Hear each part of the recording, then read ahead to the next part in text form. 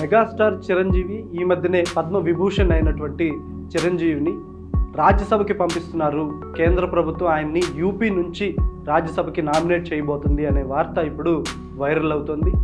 మొన్న ఈ మధ్యనే పద్మ విభూషణ్ పురస్కారాన్ని ఇచ్చి సత్కరించినటువంటి కేంద్ర ప్రభుత్వం, మోదీ అమిత్ షా ప్రభుత్వం, ఇప్పుడు ఆయనకి రాజ్యసభ కూడా ఇస్తారు, అది కూడా యూపీ నుంచి ఇస్తారు అని చెప్పి చాలామంది చెప్తున్నారు. దీనివల్ల బీజేపీకి రాబోయే ఎన్నికల్లో మేలు జరుగుతుంది.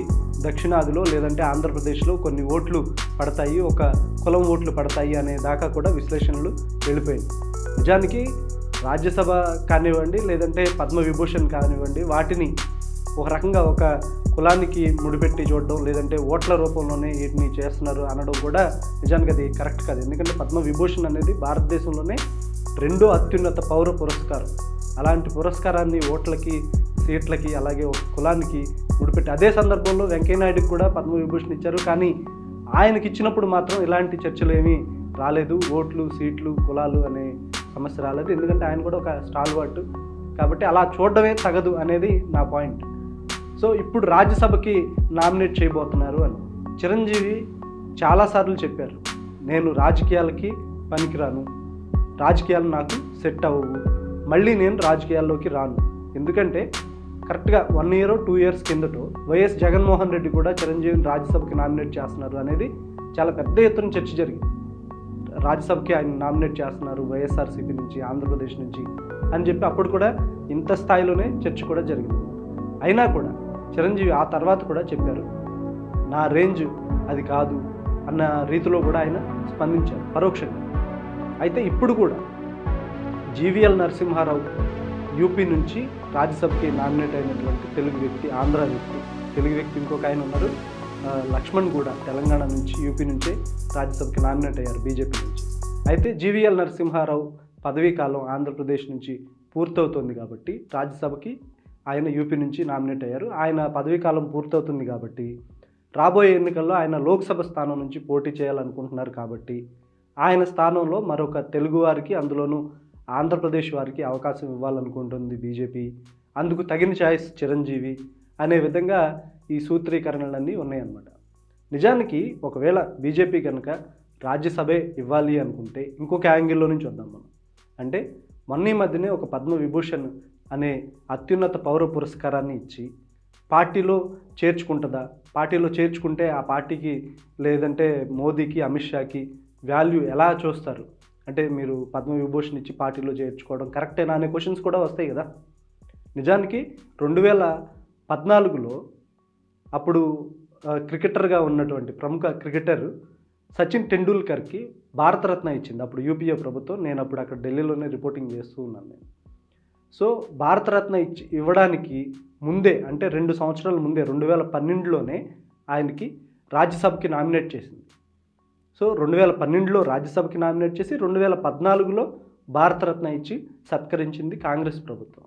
అయినప్పటికీ కూడా ఆయన కాంగ్రెస్ పార్టీ తరపు నుంచి రాజ్యసభకి నామినేట్ అవ్వలేదు. కాంగ్రెస్ పార్టీ ఎమ్మెల్యేలో, ఎంపీలో ఆయనకి ఓట్లు వేస్తే ఆయన రాజ్యసభకి వెళ్ళలేదు. రాష్ట్రపతి కోటాలో, స్పోర్ట్స్ కోటాలో ఆయన రాజ్యసభకి నామినేట్ అయ్యారు. ఇప్పటికి కూడా 2 వేకెంట్ సీట్స్ ఉన్నాయి కదా. రాష్ట్రపతి కోటాలో ఒకవేళ నామినేట్ చేయాలనుకుంటే రాజ్యసభకి ఇప్పటికి మొత్తం 12 సీట్లు అయితే అందులో 2 వేకెంట్గా ఉన్నాయి. అందులో బీజేపీలో జాయిన్ కాకుండా రాష్ట్రపతి ద్వారా రాజ్యసభలో అడుగుపెట్టిన వాళ్ళు కూడా ఉన్నారు. పిటి ఉషా, ఆవిడని కూడా మోదీ ప్రభుత్వమే రాష్ట్రపతి కోటాలో రాజ్యసభకి నామినేట్ చేసింది. సో అలాగే ఇంకొక 2 ఉన్నారు మనకు బాగా తెలిసిన ముఖాలు. ఒకటి ఇళయరాజా, సంగీత దర్శకుడు, ఆయన కూడా రాజ్యసభకి నామినేట్ అయ్యారు. మోదీ ప్రభుత్వమే ఆయన్ని కూడా నామినేట్ చేసింది. అలాగే విజయేంద్ర ప్రసాద్, రాజమౌళి వాళ్ళ ఫాదరు, ప్రముఖ రచయిత, ఆయన కూడా రాజ్యసభకి నామినేట్ అయ్యారు. మోదీ ప్రభుత్వమే నామినేట్ చేసింది.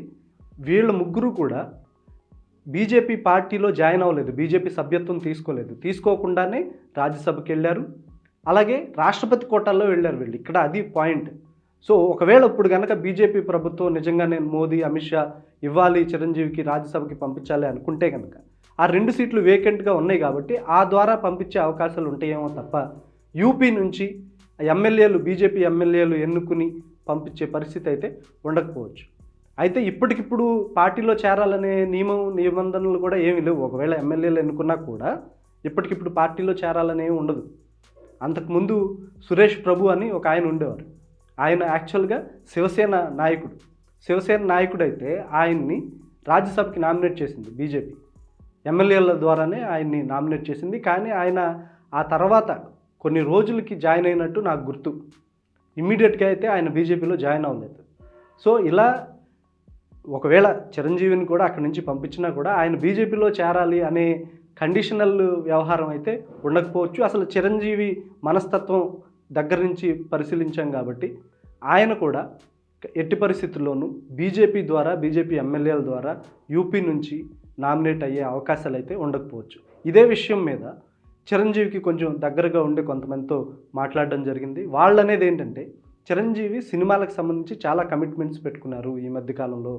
ఎవరైతే ఇండస్ట్రీలో టాప్ హీరోలుగా ఉన్నారో, చిరంజీవి కంటే చాలా ఎంగేజ్లో ఉన్నారో, వాళ్ళకి ఎట్లా అయితే లైనప్ ఉందో సినిమాల లైనప్, చిరంజీవికి కూడా వాళ్ళకి ఏమాత్రం తగ్గకుండా లైనప్ ఉంది. వరుసగా ఆయన సినిమాలను కమిట్మెంట్స్ ఇచ్చున్నారు.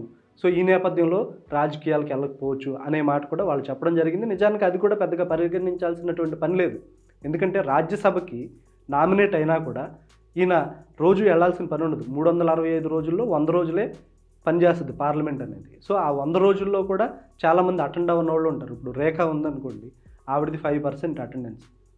అసలు 10% లోపు అటెండెన్స్ ఉన్నవాళ్ళు చాలామంది ఉంటారు. 10% అంటే సంవత్సరానికి 10 రోజులు వెళ్తున్నట్టు లెక్క, ఒక రకంగా చెప్పాలంటే. సో 10 రోజులు వెళ్ళడం అనేది పెద్ద విషయమేం కాదు. సో సినిమా కమిట్మెంట్లు ఉన్నప్పటికి కూడా ఆయన వెళ్ళొచ్చు. కానీ ఆయన బీజేపీ ద్వారా వెళ్తారా, లేదంటే రాష్ట్రపతి కోటాలో వెళ్తారా, అసలు దీనికి ఒప్పుకుంటారా? ఎందుకంటే ఆయన గతంలో రాజ్యసభ సభ్యుడిగా చేశారు, కేంద్ర మంత్రిగా కూడా చేశాడు. ఆయన కేంద్ర స్వతంత్ర హోదాలో క్యాబినెట్ మంత్రిగా చేశారు. సో ఈ నేపథ్యంలో మళ్ళీ దానికి ఒప్పుకుంటారా లేదా అనేది కూడా మనం వేచి చూడాల్సింది.